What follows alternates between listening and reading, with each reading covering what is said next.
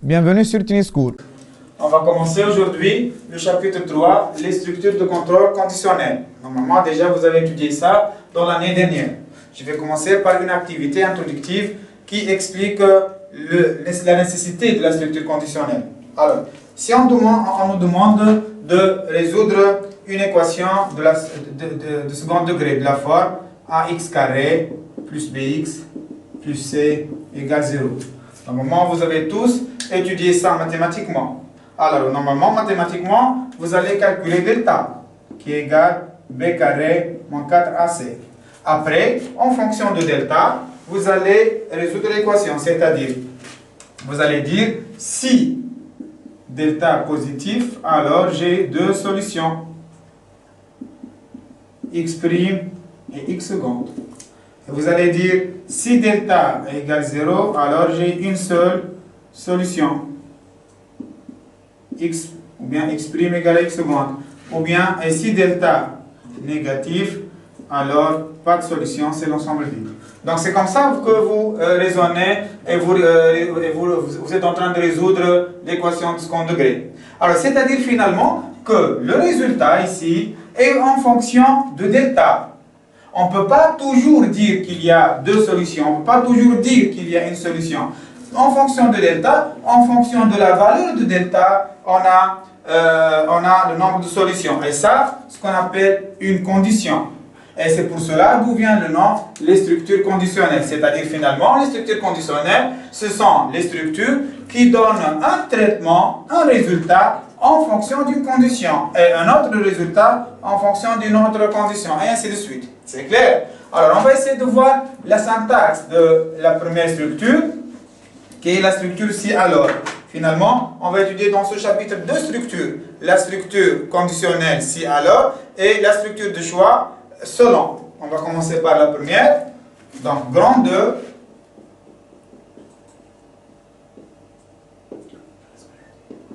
La structure si alors. Ok. Alors, quelle est la syntaxe de cette structure? Quand on dit syntaxe, c'est-à-dire la forme générale. Donc, on analyse. On écrit si condition alors. Si condition alors.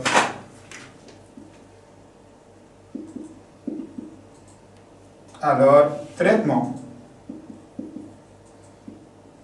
Mais réellement, on peut avoir plusieurs conditions, c'est-à-dire une condition 1, condition 2. Donc, on peut dire si condition 1, alors traitement 1.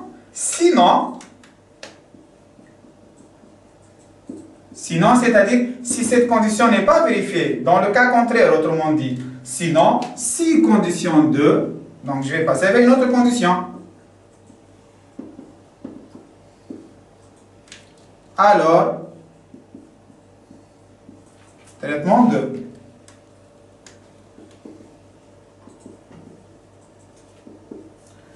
Et sinon, si condition 3, alors ainsi de suite, ainsi de suite. Sinon, si condition 3, alors traitement 3, ainsi de suite. Autant de cas que j'ai besoin. Alors, traitement 3.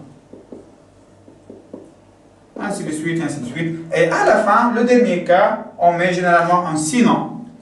Seulement sans si. C'est-à-dire, le dernier cas, ce n'est pas la condition 1, ce n'est pas la condition 2, ce n'est pas la condition 3, ainsi de suite. C'est le dernier cas qui reste. Sinon, traitement 1. Le dernier traitement à exécuter dans le cas qui reste. Traitement 1.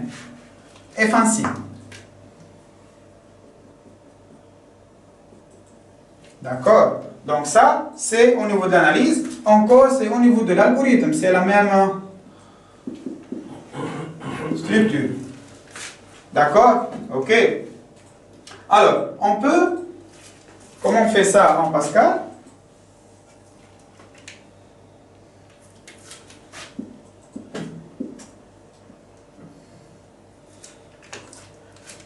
Si ça devient if, alors ça devient then. Tout simplement. C'est une traduction simple en anglais. Donc, if, condition 1, then.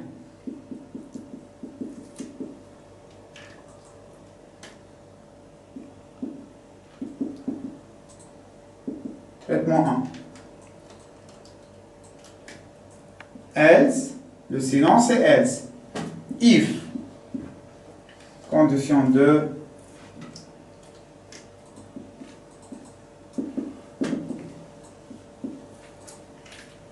then.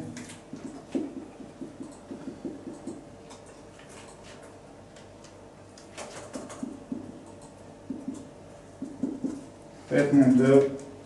Bon, avec point virgule à chaque ligne, n'oubliez pas. Ainsi de suite, ainsi de suite. Et à la fin, else, le dernier sinon.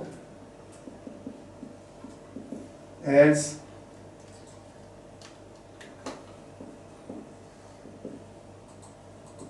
Traitement 1. D'accord, donc ça, la forme en général. Alors, il y a quelques remarques ou bien quelques trucs qu'on doit prendre en considération. Avant tout, chaque bloc, chaque traitement peut être encadré par begin and. Et on va voir après quand est-ce qu'on doit faire begin and, quand est-ce que non. Pour l'instant, on va dire qu'il y a begin and pour chaque traitement. Pour chaque traitement à part. Hein?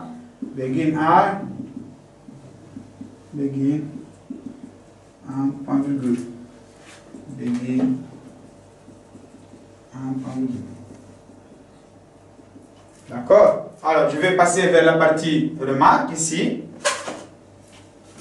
pour comprendre les remarques qu'on va faire.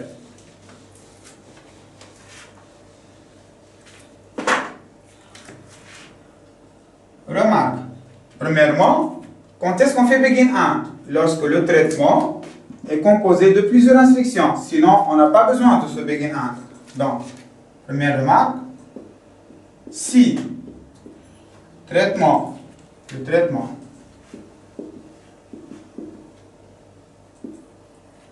est composé de plusieurs instructions,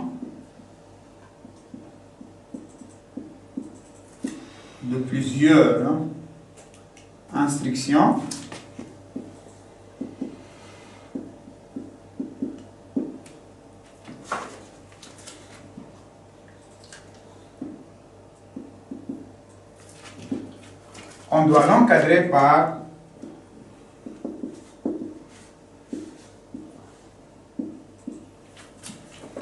begin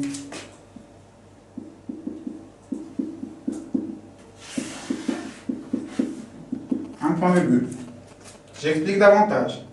C'est-à-dire, si dans ce traitement, j'ai deux ou plusieurs opérations, quand je dis deux instructions, c'est-à-dire plusieurs instructions, c'est-à-dire plusieurs opérations. Exemple, si dans ce traitement, il y a par exemple x reçoit 3, écrire x. Ah, ce sont deux opérations. Je dois faire begin and. Si c'est seulement écrire x, je ne fais pas de begin and. Par exemple, dans ce deuxième bloc, si ici j'ai y reçoit 9, écrire y. Deux instructions. Je fais begin and. Une seule, écrire y, je ne fais pas de begin and. Et ainsi de suite. Donc chaque cas, ou bien chaque traitement, on fait begin and si le traitement est composé de plusieurs instructions, c'est-à-dire plusieurs opérations. D'accord? Deuxième remarque.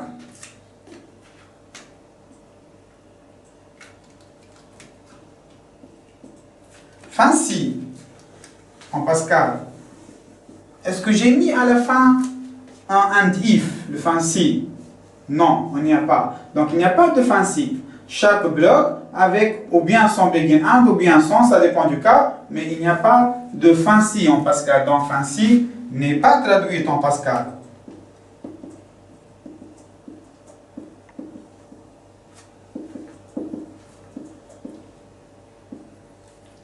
Fancy.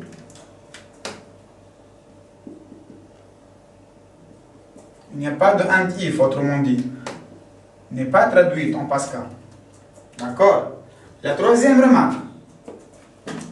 Alors, toujours, suivez bien ici, Lorsque j'ai l'instruction else, avec else, on ne doit pas mettre un point-virgule dans l'instruction qui précède, c'est-à-dire avant else, on ne met jamais de point-virgule juste pour la dernière instruction. Ici, normalement, il y aura un else, je ne mets pas de point-virgule. Ici, il n'y a pas de else, je peux mettre le point-virgule. Donc, toujours, lorsqu'on a un else, on ne met jamais de point-virgule, ou bien on doit enlever le point-virgule qui précède le else, qui vient juste avant le else. Et ça, c'est très important. Sinon, une erreur syntaxique sera déclenchée. Donc, on ne met jamais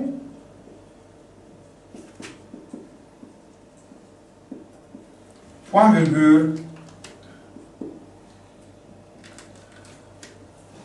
avant else. D'accord? C'est clair les trois remarques? Ça, c'est très important. Donc, je répète. Pour chaque traitement, on met begin and lorsque j'ai plusieurs instructions. Lorsque j'ai else, je ne mets pas de point-virgule et il n'y a pas de and if à la fin.